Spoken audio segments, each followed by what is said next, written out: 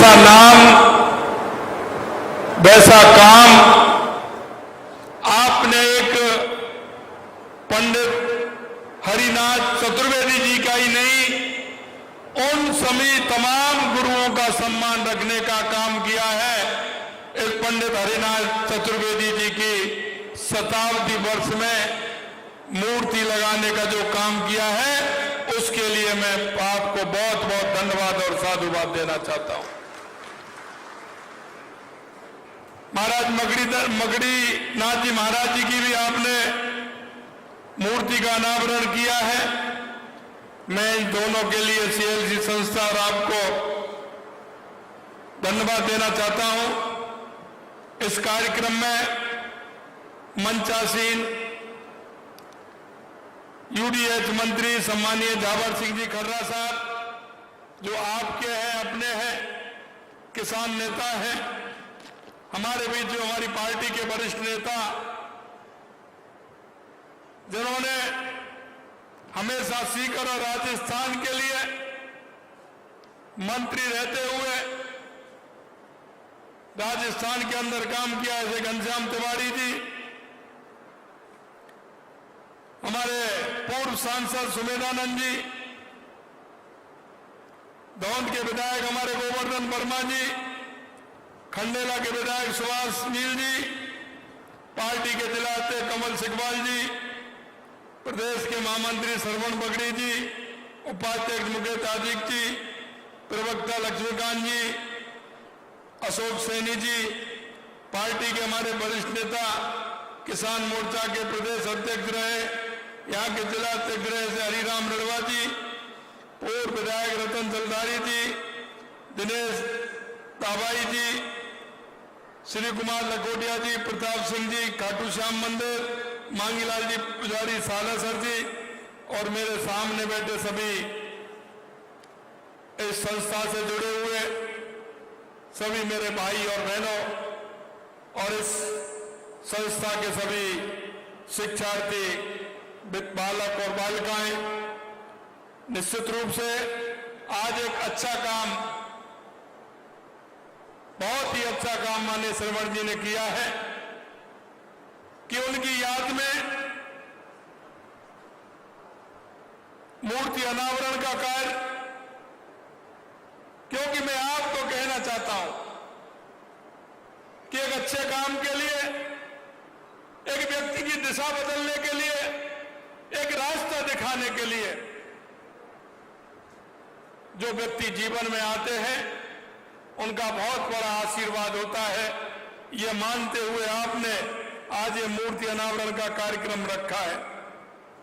आज ये दोनों विभूतियां पंडित हरिनाथ चतुर्वेदी जी, संत शिरोमणि श्री मगड़ीदास जी महाराज की प्रतिमाओं का अनावरण किया है।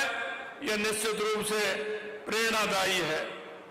गुरु शिष्य परंपरा को गौरवान्वित करने का यह काम इस संस्था ने किया है।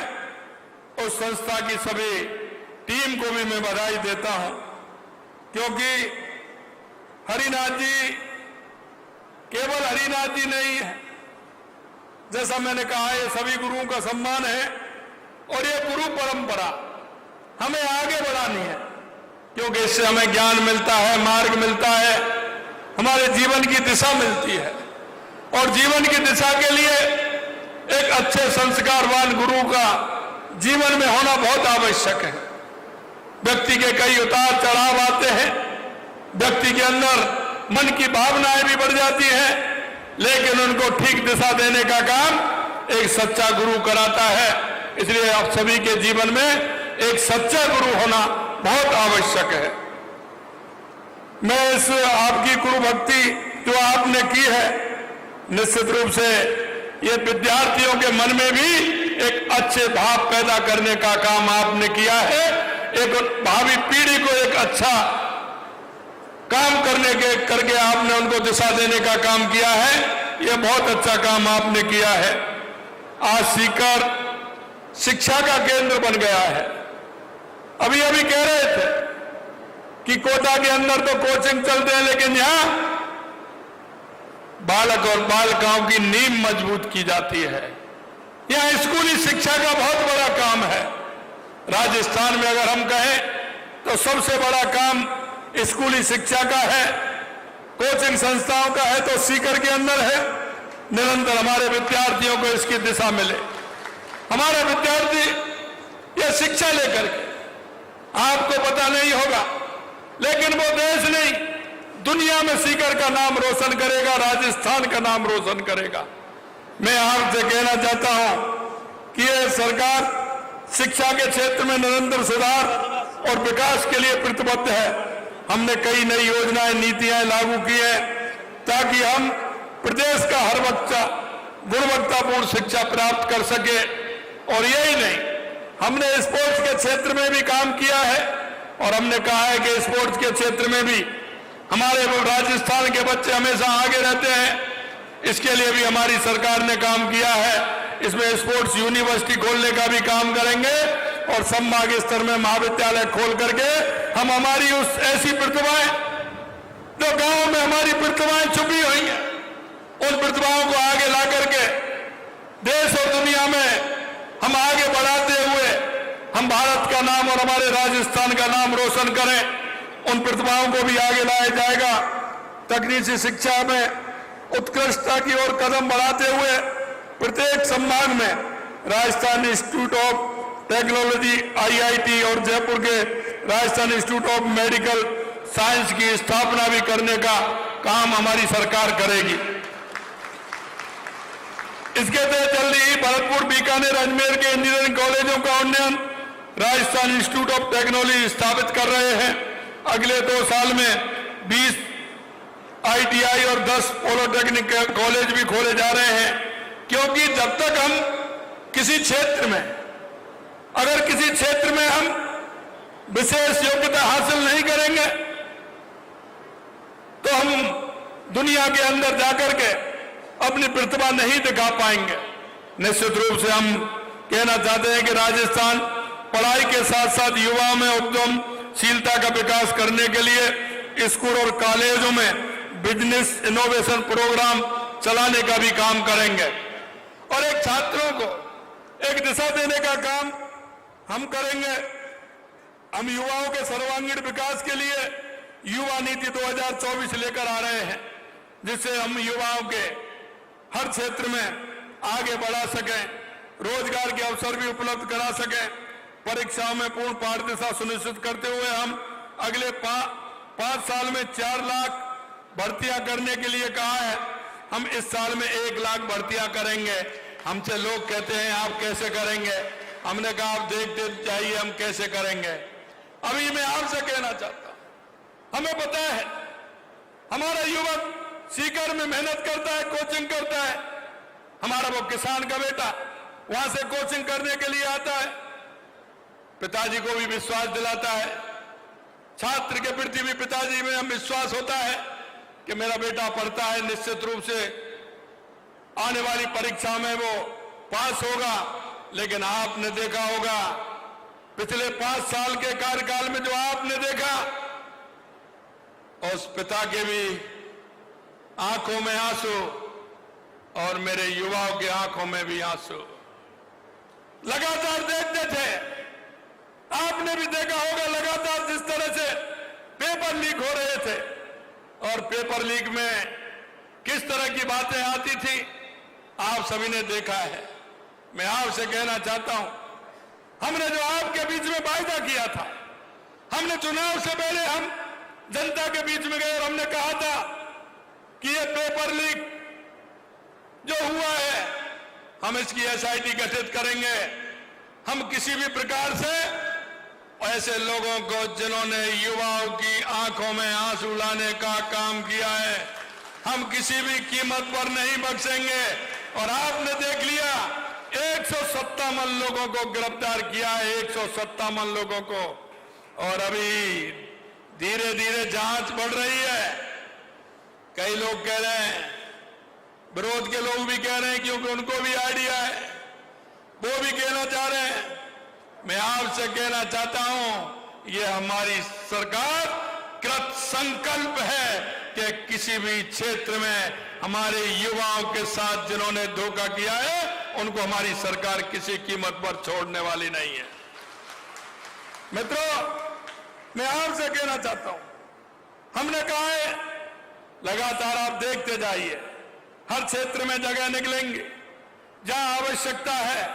पूर्ण रूप से हमने कैलेंडर भी बनाया है, लेकिन हमने देखा कि क्योंकि पेपर रविवार को होता है, क्योंकि संस्थाएं हमें मिल जाती हैं रविवार को पेपर कराने की, लेकिन हमने कहा कि उन्होंने कहा इतनी जल्दी नहीं हो पाएंगे। हमने कहा बीच में जो छुट्टियां होती हैं उसका भी कैलेंडर बनाइए, लगातार छुट्टियों में भी पेपर कराइए, जिससे कि हमारे युवाओं का जल्दी से जल्दी पेपर होकर के हम उनका परिणाम निकाल सके और उनको रोजगार दे सके।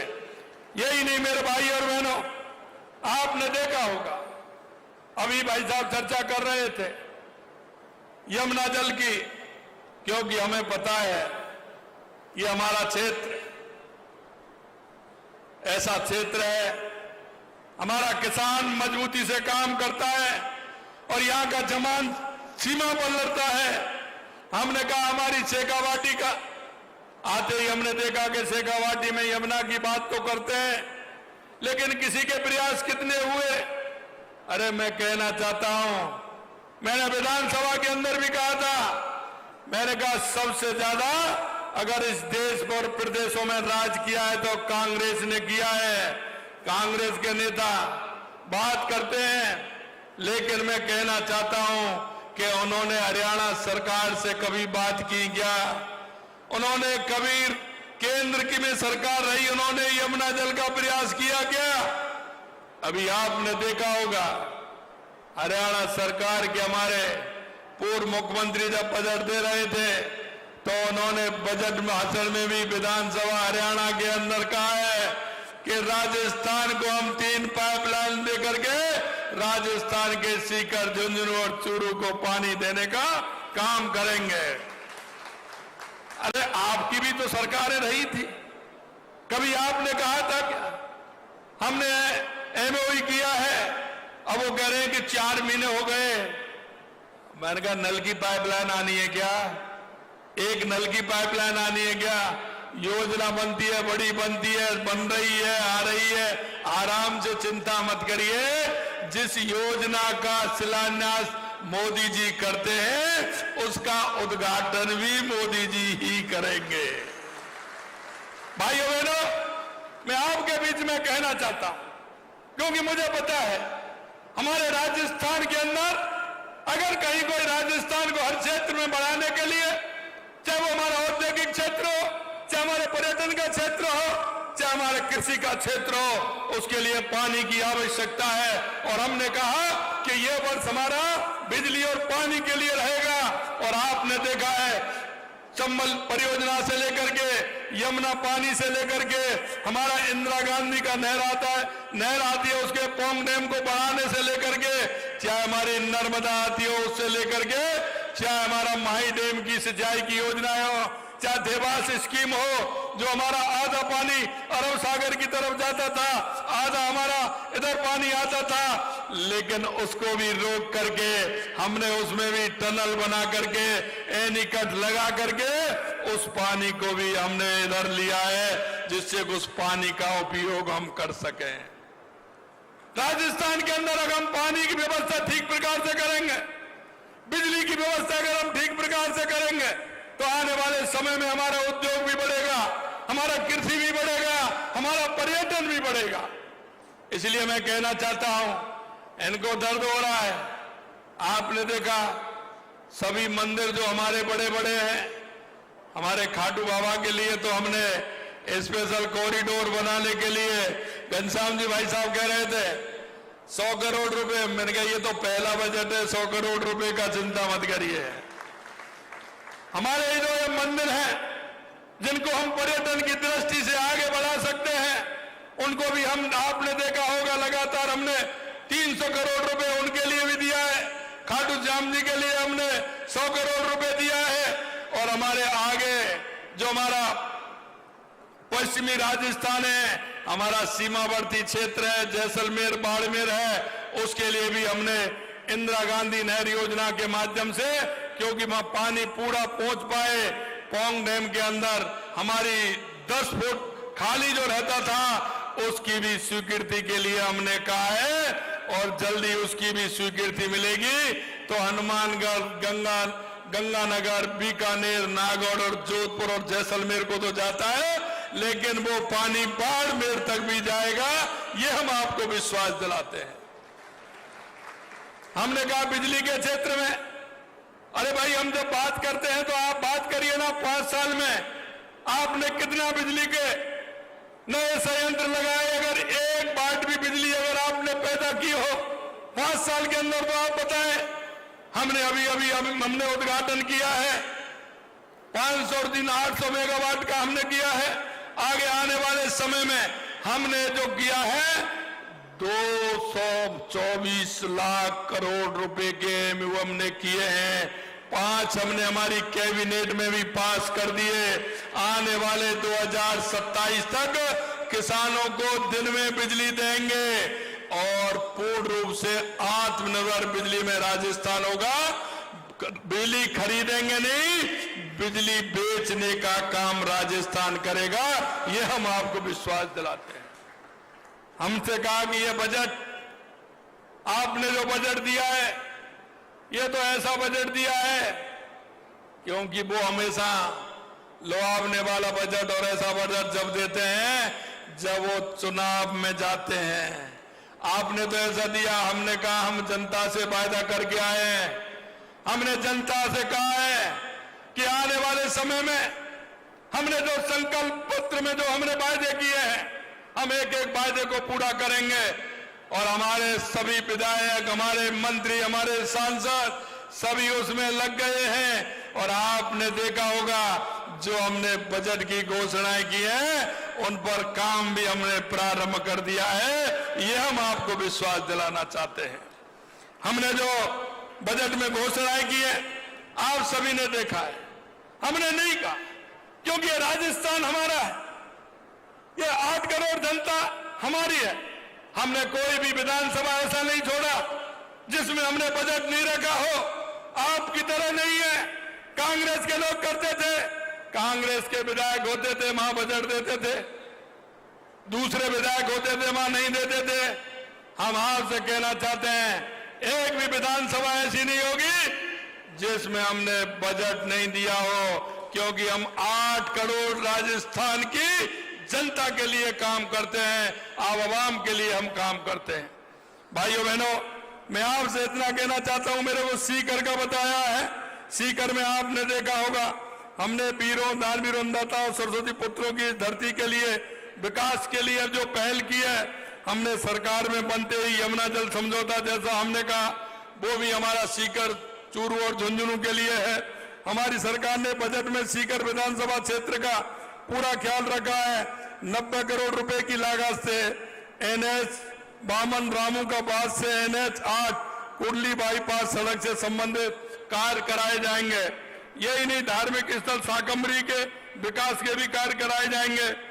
शुद्ध एवं स्वच्छ प्राणवायु के लिए अर्बन ग्रीन लंग्स की महत्वता को ध्यान में रखते हुए सीकर के विभिन्न नगरीय क्षेत्र पौधारोपण और पार्क के विकास भी होंगे। सीकर की ITI में 3D printing, internet of things, fibre to home, technician, multimedia, animation आदि से संबंधित आवश्यकता प्रारंभ किए जाएंगे। इस तरह के कई कार्य, कई लगातार रेवासा में संचालित आदर्श वेद आवासीय विद्यालय की तर्ज पर संभाग स्तर पर चरणबद्ध रूप से आदर्श वेद विद्यालय भी स्थापित किए जाएंगे। साथ ही वेद विद्यालय में कार्यरत अध्यापकों के मानदेय को 8,000 रुपए से बढ़ाकर के 15,000 रुपए भी किया है। सीकर में विशेष न्याय मजिस्ट्रेट भ्रष्टाचार निरोधक एक्ट न्यायालय खोला जाएगा।